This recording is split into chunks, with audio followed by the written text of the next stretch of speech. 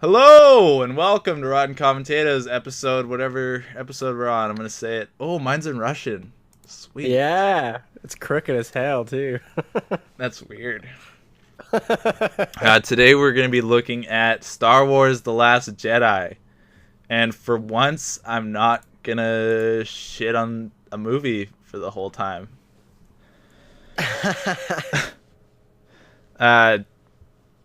Darren, my co-host. Yes. I forgot to mention you Hello. last time.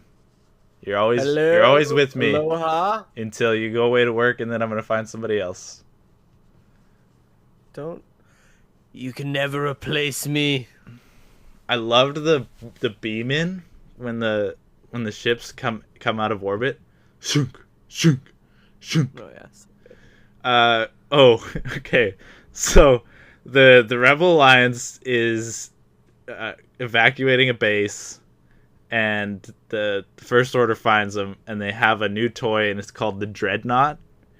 And the Dreadnought has giant cannons, and as soon as that came on the screen, I was like, are you fucking serious?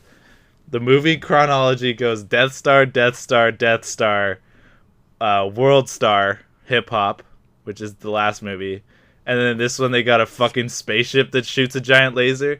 Is there anything other than giant fucking lasers in this universe? Of course not. What else are they gonna shoot?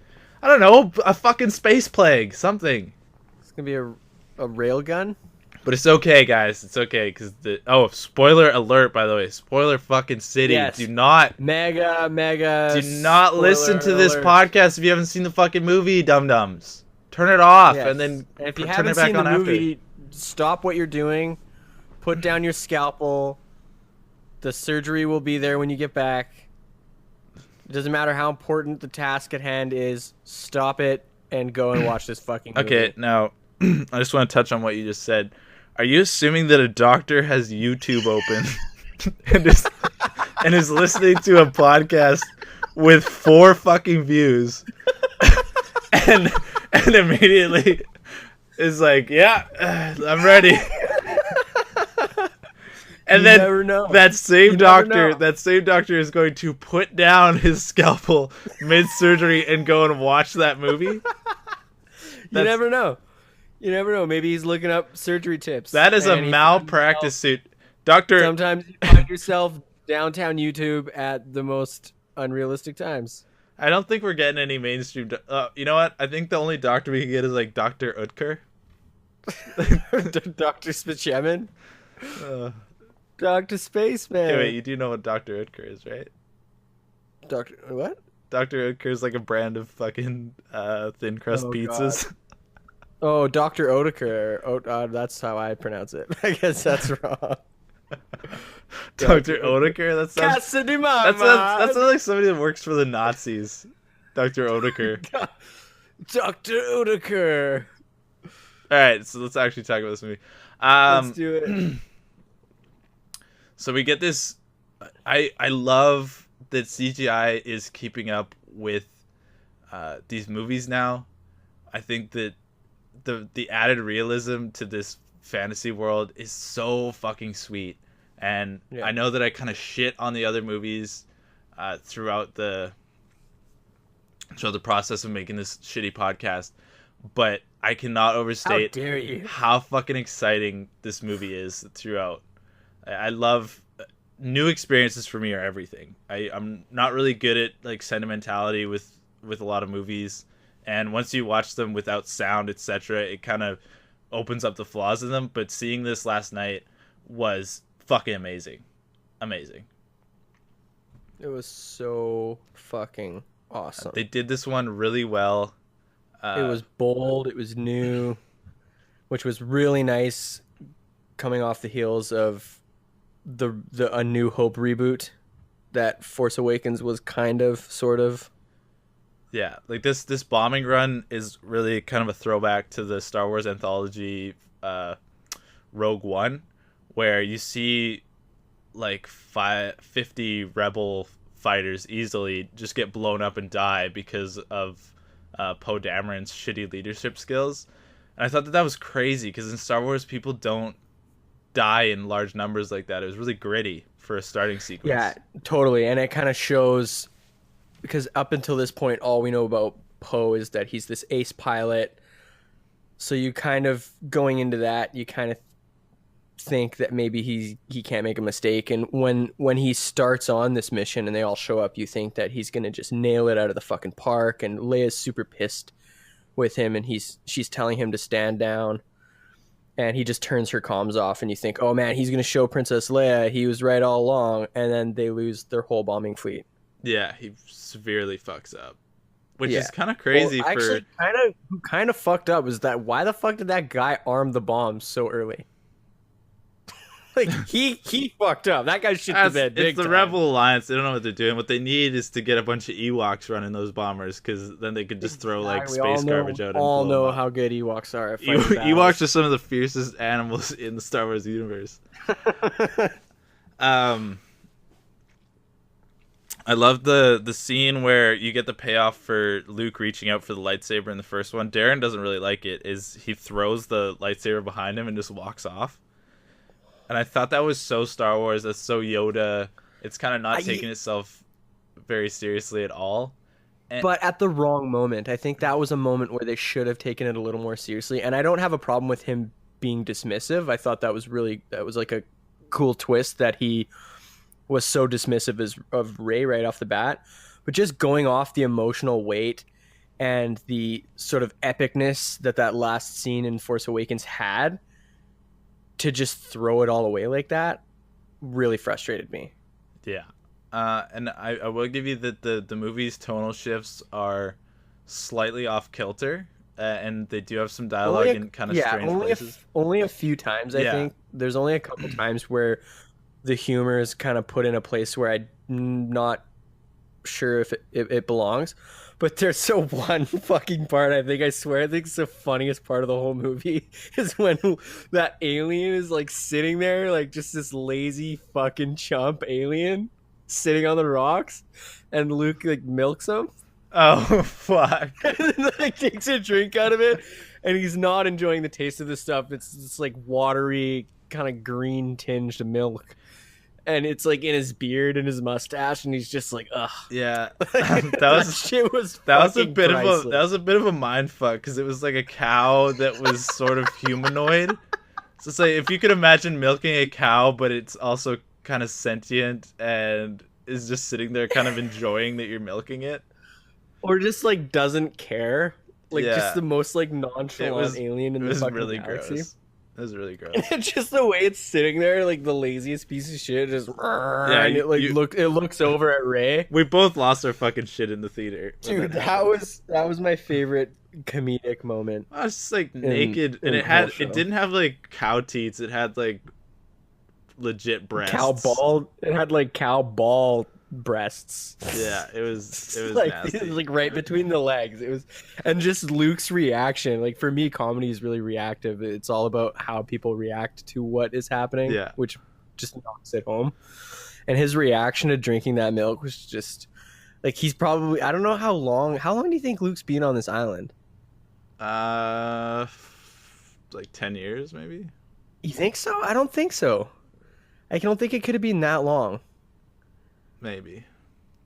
Because I don't think... I think if it had been 10 years, Kylo Ren would be further along in his progression. Well, I mean, like, he started the Jedi Academy there, so he's definitely been there for 10 years. He started the Jedi Academy there. Like, he trained them for some time. Which is like, anyway, the semantics of this... I don't think he trained him there, though. I thought he, like, ran off to that place. Like, he took off. It really, we're doing this at 3.1 speed, so it's not something we want to get stuck on. And I'm not saying that to you, I'm saying that to people listening. Oh, yeah, for sure. But so we will be kind of grazing over some plot points, but we're just going to try to hit the things that kind of stuck out the most. And back to that pacing of the movie, or like the kind of where the jokes come in, and they do fall a little bit flat, but I think that's growing pains in the franchise. I think that they're setting it up in a really different way than the fantasy that it was in the 70s, and I think that that's kind of like where the humor of the old is meeting the more serious nature of the new. and I think that it will work better next movie, and that it still worked great this one. Oh yeah, for sure. I think like 90% or more of the jokes really landed for me, but I just felt like a few of them kind of deflated some really big moments. Yes, yeah, they didn't have as much gravity as, but I think that they did so much fan service in the last one, so much fucking like the Chewie we're home shit. I think they're trying to kind of get through that faster this time, because you can't spend your whole next trilogy just doing callbacks to the old ones, right? No, but like it not doesn't have to be a callback to the old one, but just like when you have a moment that maybe shouldn't be a joke, Yeah. and then to make a joke out of something surrounding it is just kind of wasteful. The one thing that I didn't like the most, oh my god, there's two things I want to talk about so bad. Okay, we're just gonna go into it. Is the little hamster penguins? The porgs, I think they're called They're porgs. porgs. Those Porg. things made this fucking movie. I loved when the one was sitting there giving Chewie like the sad face. He's like, "Get the fuck out of here." Those Is he eating his buddy? And then later in the battle scene, they're gonna come back again, and I fucking loved them. I think that's what makes Star Wars good, is those moments of levity in this giant and fun. Yeah, and I think that's an example of this, the comedic stuff really working and really being a service to everything else that we're watching, instead of taking what could have been a really great moment and just kind of deflating it. Yeah. The one thing that I didn't understand is that the First Order got kind of fucked up in the last movie, and in this movie they've almost won, which I found a little bit confusing. And then the other, they didn't get as fucked up as much as the Republic and the Resistance. Yeah, I guess they blew up a bunch of planets. Base destroyed all those planets, basically annihilated the remnants of the Republic. Yeah, just the way that movie was framed, I didn't think that it was kind of like this was the last of the Resistance. And this movie is kind of like a chase movie or like a bomb countdown movie. It's really weird. Like the quest that they're on is, the timeline is within 18 hours. This whole thing takes place, I guess. A couple days to set up for the 18 hours. But it's really interesting because in the other movies, time passes really fast. Like they'll jump from planet to planet, days, weeks at a time. And then this movie is so tight. And I wasn't a fan of that at the start. Like when it had set itself, after it had set that up, I was kind of thinking like, is this like all that's going to happen? Is this, we're just going to be staying in this one place for this side of the story? But I think it ended up really working. Yeah, I thought it was great. Because we still got to see other places of the galaxy, because we have the little side mission that Finn and Rose go on. Yeah. What do you think about Rose, Darren? I don't already know it, so you might as well say it. I don't know. I think it was kind of an interesting direction to take it, because I don't know about you, but I thought that they maybe were setting up a romance between Rey and Finn. Yeah. But then they introduced this character, and I'm pretty sure her sister was the bomber right? Because she has the same pendant. Oh, okay. I didn't pick up on that at all. And she was talking about how her sister died in the battle. So I'm pretty sure her sister was the one bomber who got their payload off. Yeah. And destroyed the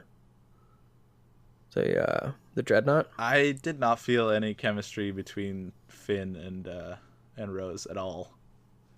I actually didn't. Yeah, I didn't like that they kissed. I thought that was kind of forced. Yeah, super forced. And I hope they drop it in the next one. To be quite honest, I would rather see Rey and Finn, or even Poe and Finn over Rose. I don't know if they can go back from that though.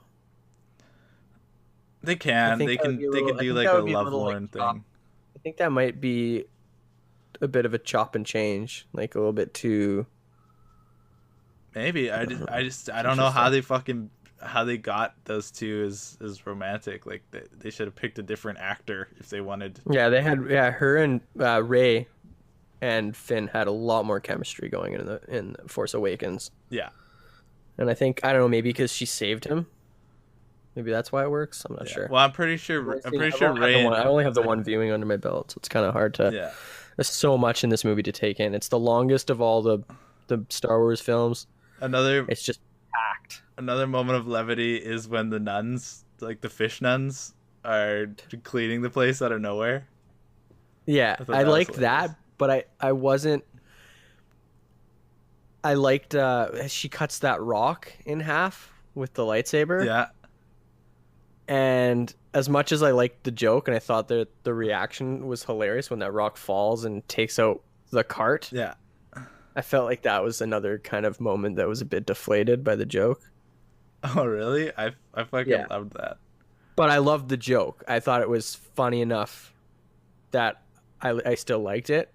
Yeah, it's weird. I think they just kind of delved so deep into the seriousness of this movie. I don't think any Star Wars movie has gone there, except maybe Rogue One. And I think that it's just like hard to reconcile how funny the other ones have been with how really intense this one gets. Yeah, and I think this one takes the comedy. I think it kicks it up a little bit notch too, in almost like the same spirit as the Marvel movies. Mm-hmm. I can totally see that. But yeah, I really didn't like the lightsaber over the shoulder. Like I don't know. I think it should have been a little bit more of like a what the fuck moment. Yeah. Instead of like, oh, ha ha ha, you threw the lightsaber. Like he should maybe just hand it back to her and say, you shouldn't have come here, and just walk away and be like, oh shit, I didn't see that coming. Yeah, I think that's a little. I don't know. I've watched a lot of Mark Hamill interviews, and I kind of see him in his performance now. Mm-hmm. So I think that for him, I think that's what he wanted. Yeah, and I do appreciate the Yodaism that it is too.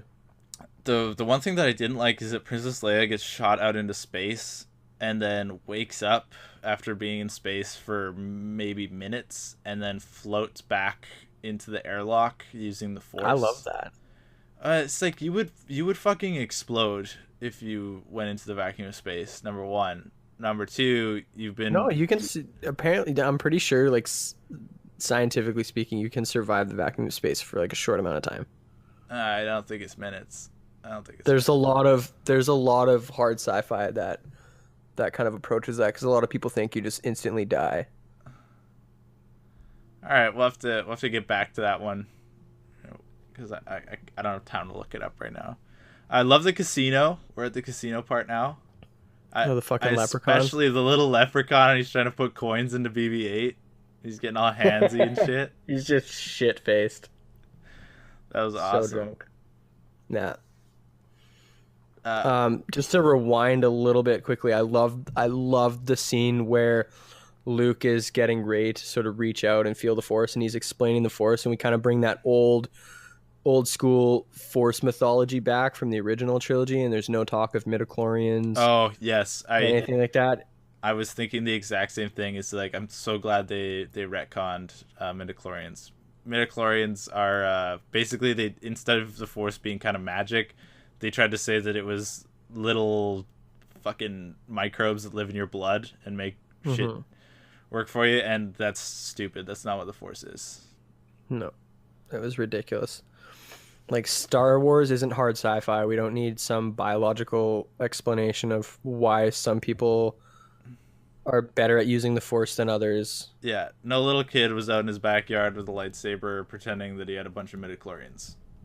Yeah. It's just completely unnecessary to what Star Wars is. I like how they just completely ignored that whole thing. And I like how dark that scene got. And then Luke is just, like, super freaked out after that. It's like you went straight to the darkness. Like, what the fuck? One thing that I didn't like about Luke is kind of like what he has to take on as his role in the franchise, or had to take on now. It's kind of a Methuselah sort of doomsday preacher type, because he went from the hero of the last franchise to having no faith, no power, no nothing, and he kind of gets his redemption arc at the end. But at the same time, I really wish that he could have been more Ben Kenobi and less less doomsday and like broken, because it's so weird to I don't know. see. I really liked that because he sees the weakness in the Jedi, and he sees that the Force is bigger than the Jedi. He sees the bigger picture because he knows that the damage that the Force can do, and that the sort of hubris that the Jedi have about being the end all and be all of how the Force should be treated and how it should be used. And that there's a flaw there, that you'll always have people who turn to the dark side as long as you're training people in the ways of the Jedi, and that you don't need the Jedi to have the Force. Yeah, but I like the warm and fuzzy aspect that the Force has always got your back, and that he had lost that was a little bit disconcerting, and I think it changes kind of what these movies are now. Yeah, which it has to evolve. But the Force, it's like that yin yang. You can't have the light without the dark.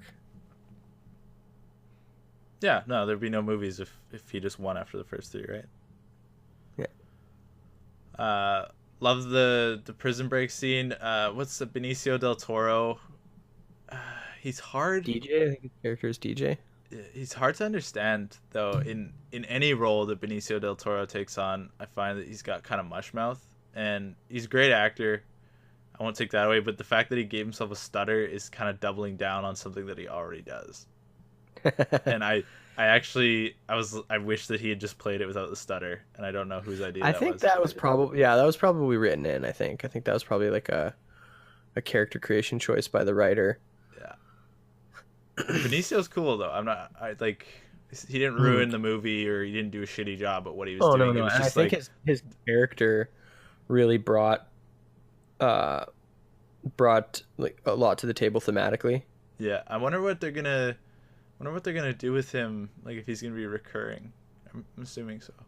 I feel like we haven't seen the last of him. I feel like he was like the Han Solo that doesn't turn into a good guy. Yeah. He was the Han Solo that sticks to his guns and says, "No, I'm not a part of this bigger picture. I play to win. I play for the profit." And because he understands that it's not necessarily this battle between like good and evil, that it's sort of, there are gray areas. Even though you still have the light side versus the dark side, there's still these gray areas. Well, and also that he if they hadn't got caught, he would have continued to help them. You know what I mean? Like he didn't rat them out until after he got caught. So he's like pure neutral. Yeah, exactly. And I think that's what Han Solo in the very beginning was like that, but then he kind of has that character arc. Well, he sees that Leia ass. That ass. Yeah, he sees that ass. And that's, I know this isn't really relevant to this movie, but that's the whole Greedo shooting first. It kind of spoils that arc. And it kind of takes away from that. You don't really get to see Han painted in that light of being totally neutral and looking out for himself only as much. Because that's like, DJ is totally like that Han character who is looking out for number one more than anything else. That's the thing, is that Han Solo couldn't be Han Solo if he was DJ, because then he would fuck over the protagonist and have to leave the movie. You know what I mean? But Han Solo had to change. Yeah, I know, but like that's why you get that strong character arc where they set Han up to be more like a DJ character. Okay, yeah. And then he has his redemption when he shows up to the Battle of Yavin instead of going back to Jabba to pay. I get what you're saying. We haven't talked about the Force connection. Oh yes, I love that. That was a great part. Force connection between Rey and Ren. Kylo Ren. Yeah, is really sweet. They're doing like what's that fucking astral projection basically, and they're able to touch each other and talk, etc. Yeah, which is really like cool because it kind of blurs the line between hero and villain, because you're really waiting for the switch. Like I kind of expected Rey to turn to the dark side, and that Ren would maybe turn to the light, and that would be the big whammy of this movie.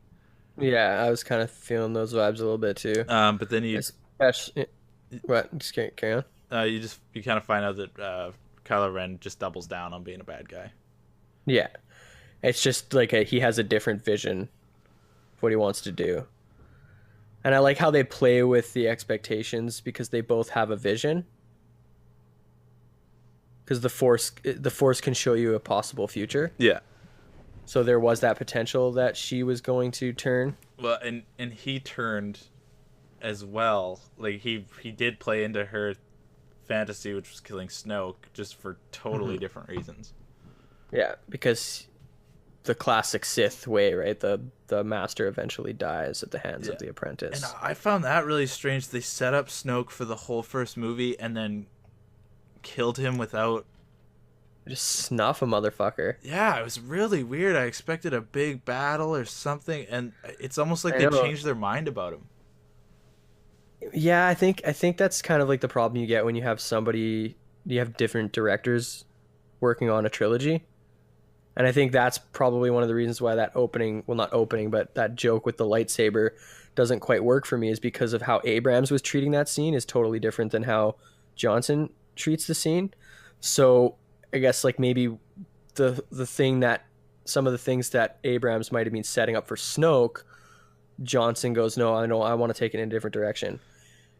I find this version to be more interesting than JJ's version.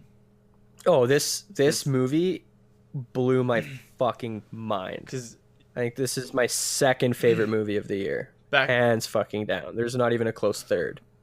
Back to it's Blade Runner 2049 in this.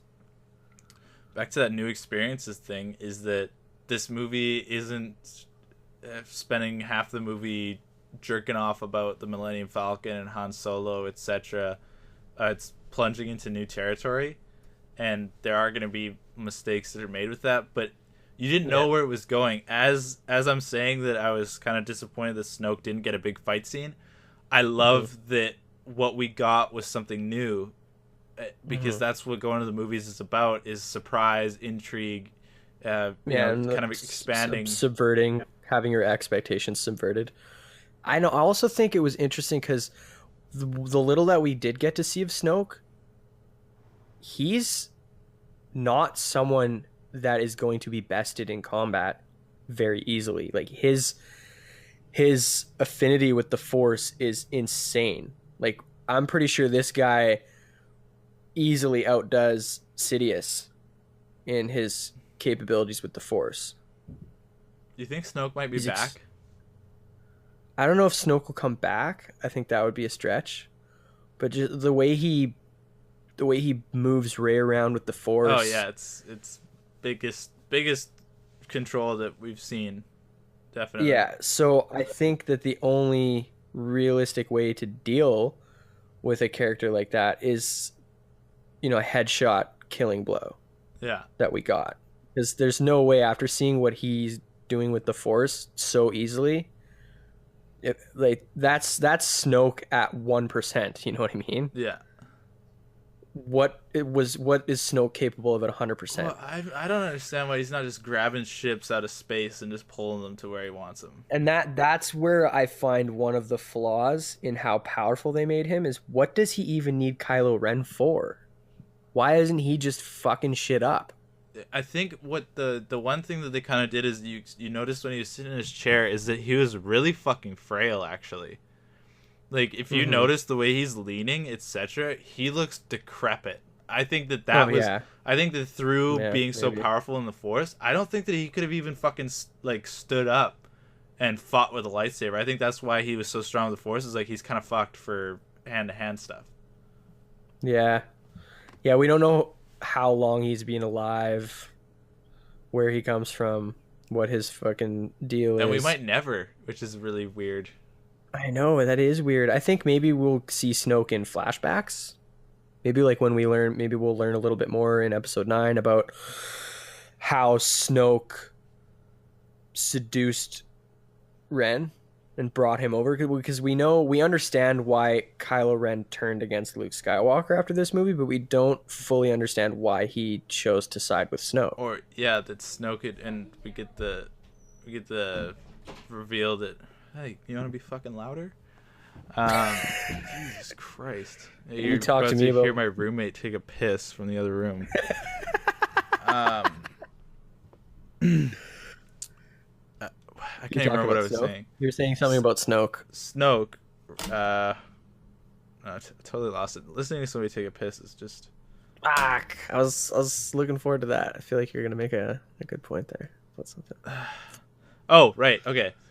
With Snoke and what they're doing is that if they're going to like burn all the Jedi books, etc., then they're gonna have to reset up the mythology, and I think that's the point of what they did from a business standpoint, burning down the old Jedi Order, is that they're removing all the George Lucasness from Star Wars, and they're taking the best of it and they're gonna remake it. So I think that they can't just have people running around using the Force without the kind of like the weird religious aspect of it. So I think they're going to go back and kind of show where Snoke came from and show like maybe there'll be a really old temple that they'll go into and kind of see that shit. You know what I mean? Oh yeah, I would love that. I feel like if they like got Korriban in here somehow, like old Sith lore and shit like that, I think that'd be sweet. It'd be really cool. I love like ancient civilization things, just the mystery. And the time scale. Alien did a great job of that. If you watch Alien, the ship that they're on is thousands of years old. Like it's how do I put it? It just has so much gravity when you use old ancient things. It's that idea that prehistoric time scale. It's kind of feeds into that cosmological horror of H.P. Lovecraft and how everything that we know is so tiny, and it's just this tiny little piece of this much larger picture that you'll probably never fully be able to grasp. Yeah, and the idea that it really puts into perspective that civilization is in a state of evolution, and just when we get into space and we think that we're the best thing going, that we're the most intelligent life form, you find a dead civilization that did way more than you. And I find that to be terrifying, because it's like, well, if they were much smarter than us and they're dead, like, how fucked are we? Exactly. It's just learning how tiny our history is in comparison to everything else that's come before and everything else that will come after. I didn't expect for them to get caught when they go to take down the tracker, Finn and Rose. That was a real whammy moment. Because again, you're thinking Poe Dameron's gonna save the day, Finn's gonna save the day. They're gonna single-handedly save the rebellion just like they did in the first movie, and then they're just getting fucked over at every turn. Yeah, I think it's because the droid was like, something's up. The little First Order BB-8 guy. Yeah. Something's fishy. I just gotta quickly go back and touch upon something that we've passed. Touch upon something that I'm just been touching something the whole time. No, but seriously, when Rey goes out in the middle of the night on the island and goes and investigates that sort of the hole in the floor, in the cave floor, and she finds a reflection of herself, and it's like Rey ad infinitum. Yeah. I love that little sequence, that really weird, kind of freaky, surreal thing that going on, and it kind of reminded me of Luke's hallucination in Dagobah when he sees Vader and then he sees himself. Yeah. I just really like that little Lynchian kind of mind fuckery.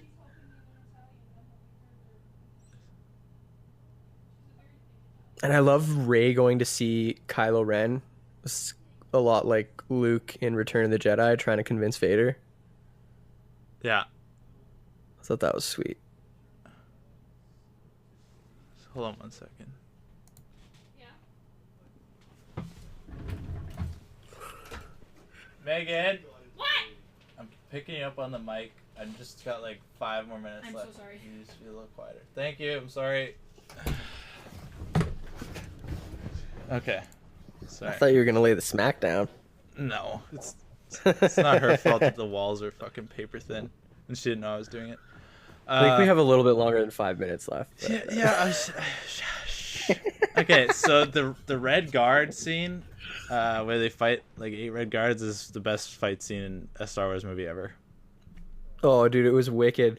But there's one thing that I couldn't stop thinking about, and I blame you. Every time I looked at Snoke, I just thought cancer.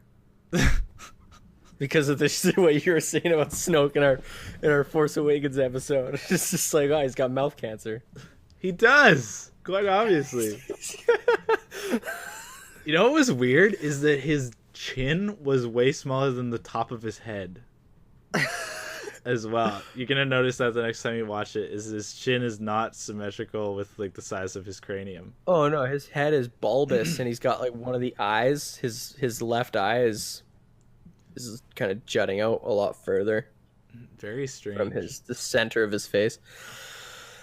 But you're definitely right about the fight in that room with the guards, with Snoke's guards. That was fucking wicked. And that's the one the one problem with movies is as they come along, they make the movies before it look shitty just because the scale and the technology and the resources we have to train people to actually fight. The amount of fight training, like James Bond goes through fight training. People in Star Wars, the Batman, Ben Affleck, everybody that gets into an action movie now is training in martial arts so that they can pull off the scene. And they didn't do that before. Michael Keaton didn't know fucking judo. Nope. The scene where the girl from Jurassic Park blows up the ship. Laura Dern, looking good for 60. I'm gonna say 60. Have you seen? She's either looking good for 60 or bad for whatever she is. You know what I'm saying? Shit. Have you seen Wild at Heart with Nicolas Cage and Laura Dern? No. Oh, buddy, she's looking fine as hell in that one. This is weird. This has gotten weird now. But if you think this is weird, just go watch Wild at Heart. It's a fucking weird movie. That's a good sell. I do love weird movies. But it's David Lynch, man. Oh fuck, I'm not watching a David Lynch movie. Oh, you piece of shit. Okay, so she blows up the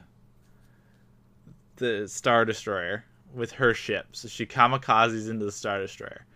And fucking love that part. Rapes it. Destroys it. All the sound cuts out. Epic, it's just piece of space debris, the lighting, everything is so dramatic. You're like, holy shit! Just tore it in half. Literally tears it in half. And the only thing that I could think is, if you can power spaceships through other spaceships and decimate a whole fleet, why the fuck haven't they just done that a billion times? Exactly. That's my dad said the exact same thing. I didn't like that after the movie. And another thing is that with all the shit going on in today's day and age, should we be glorifying suicide bombers anymore? And I don't think you can really. I don't. Let me say my piece on this before you get at me, you wild dog. Well, I'm coming at you, bud. So Armageddon, they do it. There's a ton of movies where the hero flies their ship into the bad guy's ship. What's that movie? Independence Day. There's a ton. I don't have time to list them all. But also, it's weird that American culture shows that in their movies, and then when they get it done to them, they don't see the connection there. And I don't know if we should be like toting that anymore. That's not a suicide bomber. It's a kamikaze. It's totally different. How the fuck is it different? You're trying to cause collateral. I don't care who it is. I don't care if it's fucking Nicolas Cage. Laura Dern did not get onto a fucking train filled with a bunch of innocent people and blow it up. Laura Dern got into a spaceship. She was saving people. And she caused collateral damage. Collateral damage because she didn't have the means to fight fair. What was she supposed to do? Her only other option was to let the resistance die. And that's what a terrorist would say. Yeah, but they are terrorists. The Resistance are terrorists. Literally. They just happen to be fighting worse terrorists. All right. I don't like it. I don't like it. I loved it. That was such a good part. What I didn't like, and I think maybe it'll grow on me, hopefully it'll grow on me, was BB-8 taking over the Walker. You didn't like it? I thought it was a little over the top. I was thinking about, like, where does BB-8's autonomy stop? Because he's allowed to murder people, and that's, like, that's the first law of robotics, I'm pretty sure. Mm-hmm. Like, so in this universe, robots are inherently good because they're allowed to do anything that they want. Which means that there could equally be a fucked up evil version of BB-8 that could just, like, roll into the base and take over rebel shit and kill them. But the robots for the New Order don't do that just because they know who's the good guys and the bad guys, I guess. You know what I'm saying? Yeah, it was kind of... Oh, yeah, totally. I don't know. It's like that was weird. They make robots moral. They make robots moral to the cause of the humans in this. They don't show any, like, you know, the evil robots aren't beeping and booping cute when they get killed. I want to see a stormtrooper start crying when his droid gets killed, and then it'll really fucking change this whole landscape of this universe. I've had him for 15 years. He was my best friend. His name was 6234. We've been through so many adventures. He's killed thousands of rebels.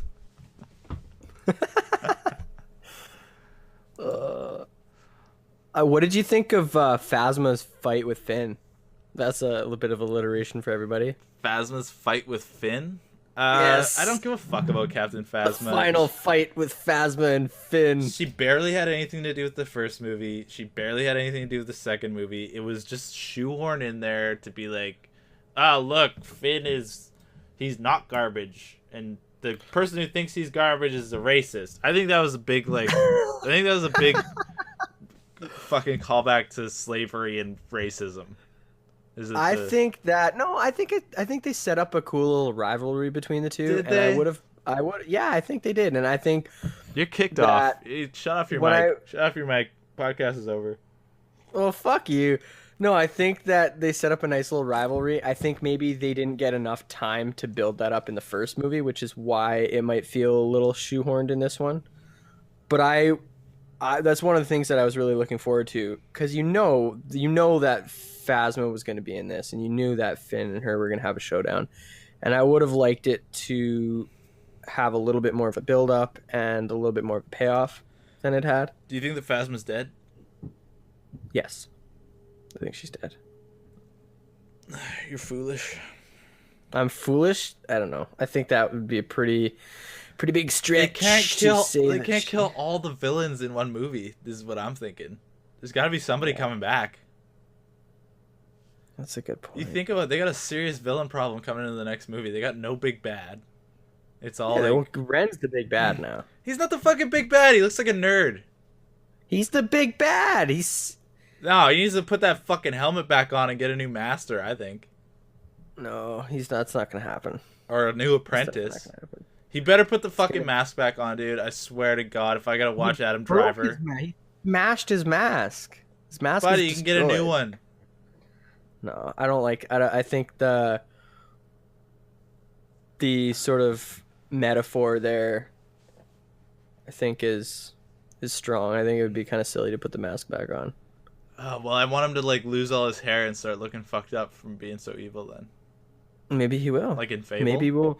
Well, I think, like in Fable, or like in Star Wars, when the dark side, like, mangles you. I'm pretty sure Sidious is bald. I'm pretty sure Snoke was bald. Pretty sure, like, after, like, you go all pale and you get fucked up and you get all scarred and pallid and evil looking. Yeah. But I wonder what they're going to do with Episode 9 with Leia. Yeah. I made a sick joke in the theater. It was awesome. What? Let's hear it. I think it was the first scene with her, and then I was like, oh, Carrie Fisher looks like death. Oh my God, I remember that. Savage. Ruthless. R.I.P. Carrie Fisher. You were a great person. That's what I was saying. Like, she would have appreciated that joke. She was a very funny person. They're gonna Weekend at Bernie's her in episode 9. That was my joke of yesterday. Yes. Yeah. My Carrie Fisher. I don't know why they would possibly be motivated to do that, but it would get people excited. Okay, how about the Luke fight scene? I thought that was fucking wicked. So good. So good. I didn't like that he died though. I didn't like that he died after doing that from exhaustion or from fulfilling his purpose. I think he's old, and there was a bit of foreshadowing there too, because he said that he went there to die. Well, invariably, I think that they were going to get rid of him. I think that he has too much of a paycheck. He's too tied to the old movies. Star Wars is trying to set up something new. They're trying to set up new leads, etc. I definitely don't think it's a paycheck thing, but you're definitely right about that. They're trying to sort of... They're cleaning house. Yeah, they're cleaning house. They're trying to... Episode 9 is going to be all about the new characters. And that's one thing that I don't like about the new movies, the last two, is that if you know what's going on with Disney, then when you see things happen in the movies that are based basically off of business decisions, I don't like that. So I don't like that Harrison Ford got out because he's been trying to get out for years. I don't like knowing that much shit about it. I don't think that's the only reason, though, because I think that's a huge part of Kylo Ren's arc. But he was also trying to get killed off in the third movie. The second movie, Empire Strikes Back. He wanted to get and then they froze him in carbonite.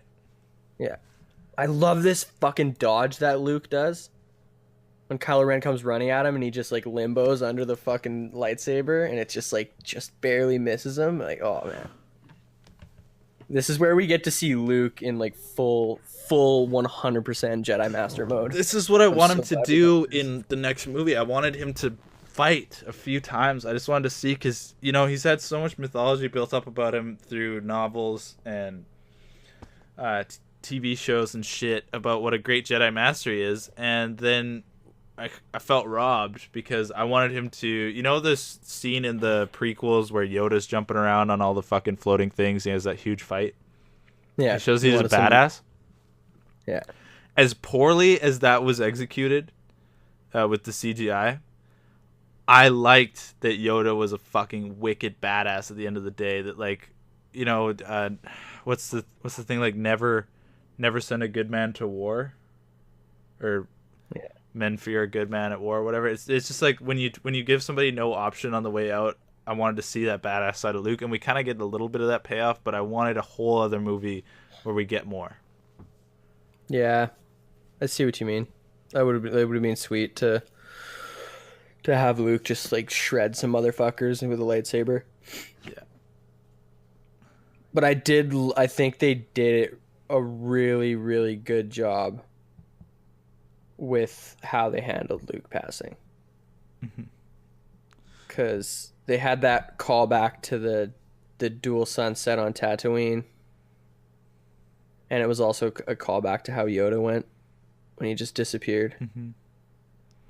Another thing about this movie is it kind of felt like a first movie again. Yeah. They almost destroyed all the things that they set up in the first movie. Like the way that Luke treats the lightsaber when he gets there, the big bad that they set up, the relationship between Finn and Rey. You know what I mean? Rey's parents, all this shit that they set up, they just tore it down and kind of restarted. And that's really well evidenced by the fact that little kid with the broomstick at the end, he has like the seal for the rebels on his finger. That's like the last shot of the movie. And that would have worked so well in the first movie. And it feels like we haven't moved things along very much at all. It's just all been cleaning house. Like we've been just taking garbage out of the franchise and haven't been putting much into it. I think they had to do a bit of a fan service to please people. I think it just is something that had to be done, and now this is their way of getting away from just pure fan service. Yeah. I think they made some really great choices about Kylo Ren and Luke, and I think it's I think it's kind of weird that Ray got such little training from Luke. Yeah, and then Yoda kind of just passes that off, like she's got all the things she needs. That's my Yeah. terrible. I love yeah. the Yoda cameo. Holy Oh fuck, I my was not god, we expecting totally to see skipped that. it.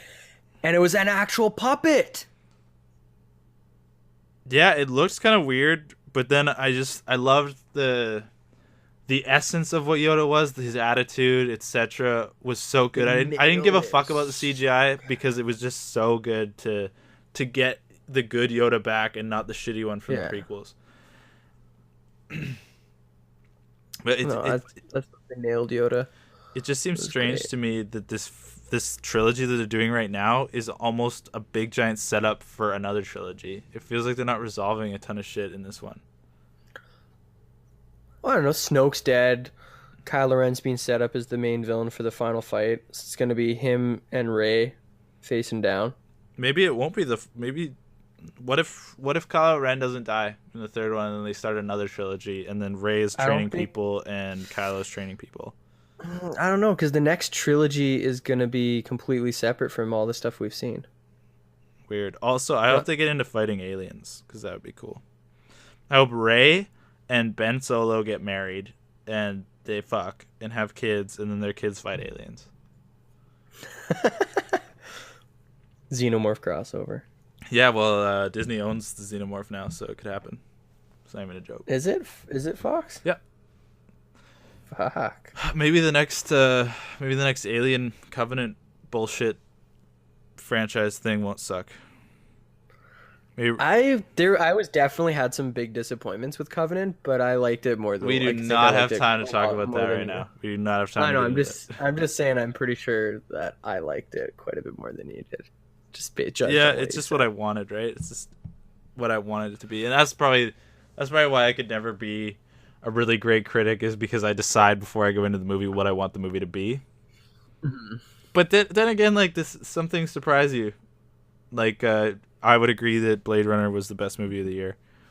Oh, dude, Blade Runner, I think for me is my absolute 100% favorite. I was disappointed going back to the old Blade Runner, and then the new Blade Runner was something completely different, and I wanted it to be different. It just took everything from the first movie and made it better, and ditched the shit that didn't make sense. I think that's something that we're might not even get to see again in like 25, 30 years. It's basically an art house sci-fi movie given $150 million budget. Yeah, but then again, I think the tools to make things are going to get so automated that you won't have to have 5,000 artists to make CGI in a movie. I think that you'll be able to just have it on, 5 people working on 5 kind of autonomous production AIs that can get things done way faster. So the budgets might go down, is what I think. I hope. Maybe.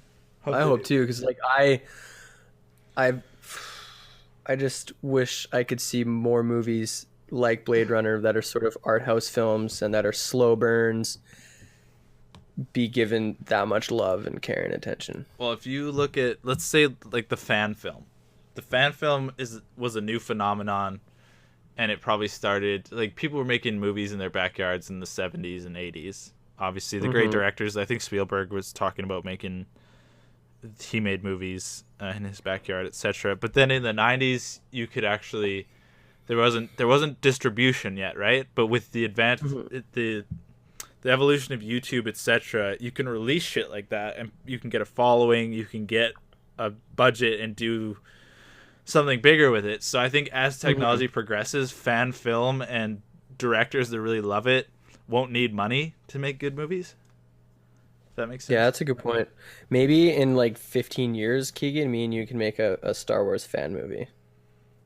Oh, dude, that'd be the most fucked up thing ever. Let's do it. Why do we gotta wait 15 years? Let's just do a really shitty one. Let's just do a shitty one now. I think we'll I actually was thinking, make it really grim and dark and horrible and fucked up. I want to go through and just redub a bunch of scenes where, because stormtroopers, you don't get to see their faces, right? I just want to redub just fucked up dialogue over Over stormtroopers. over stormtroopers, and then like Han Solo comes in and shoots him. We should do like first order allegations. Just be like, yeah, my old lady was telling me that I don't perform cunnilingus well enough, and man, I just don't want to go down there. And then he just gets shot in the back of the head by Han Solo. Or just like the tyranny of sexual harassment in the First Order on Snoke's ship. Snoke's grabbing my balls all the time. Force grabbing multiple sets of balls. Force grabbing. But we should. This is stuff that doesn't really need to be on record. We'll talk about this after I turn this off. DVD collection. Obviously, I'm not even gonna ask you. Obviously, we're adding this to the DVD collection. Definitely. It's a great movie. I want to go back. I'm gonna go back for a second viewing. Yeah. I want more. I want seconds. I will not because my back gets sore. I'm 6'3". It's really annoying to sit in. Yeah, my neck gets sore. That's why I kind of like the back row. Yeah, I spend most of the time just fucking keeping my posture proper. But it was a great movie, guys. Go see it. Obviously, you will because Star Wars is the biggest franchise out there. But have fun. And also, you already saw it because you listened to the spoiler full podcast. I don't know what. Yeah, and if you didn't watch it and we spoiled the movie for you, you're a fucking idiot. No, you're great. Okay, bye.